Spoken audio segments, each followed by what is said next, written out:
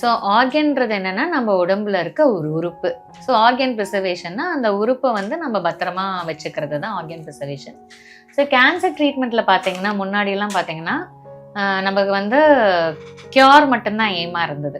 So இப்போ வந்து பார்த்தீங்கன்னா அடுத்த லெவல் போயிட்டோம். ஸோ முன்னாடி வந்து கியூர் பண்ணுறதே பெரிய விஷயமா இருந்தனால கியூர் மட்டும்தான் நமக்கு எய்மா இருந்தது. இப்போ வந்து அடுத்த லெவலுக்கு போயிட்டோம். ஏன்னா இப்போ நிறைய பீப்புள் வந்து கியூர் ஆகி நல்லா இருக்காங்க. ஸோ அடுத்த லெவல் என்னன்னா நிறைய வந்து இப்போ கேன்சரில் வந்து நிறைய ஆர்கன் வந்து இப்போ அந்த உறுப்புல வந்து கேன்சர் கட்டி வந்துச்சுன்னா அதை ரிமூவ் பண்ணிடுவாங்க. சில ஆர்கன்ஸ் பார்த்தீங்கன்னா அதோட ஃபங்க்ஷனே வந்து சுத்தமாக இல்லாமல் போயிடும்.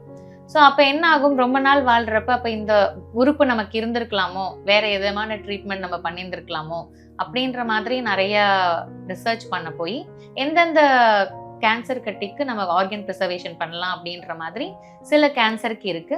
ஸோ அதை இப்போ நம்ம ப்ரைமரியாக ஃபாலோ பண்ணுறோம். இப்போ வந்து கேன்சர் பேஷண்ட் ஒருத்தவங்க வந்தாங்க அப்படின்னா எடுத்த உடனே ரேடிக்கலாக வந்து இல்லை நீங்கள் இது ஃபுல்லாக ரிமூவ் பண்ணணும் அப்படின்னு சொல்லாமல் என்ன வகையான கட்டி எந்த இடத்துல இருக்குன்றது பொறுத்து அந்த ஆர்கன் வந்து எந்த அளவுக்கு ஃபங்க்ஷனிங்காக இருக்குன்றது பொறுத்தும் அதை நம்ம ப்ரிசர்வ் பண்ண முடியுமா முடியாதாங்கிறது அடுத்த கட்டத்துக்கு நம்ம யோசிக்கலாம்.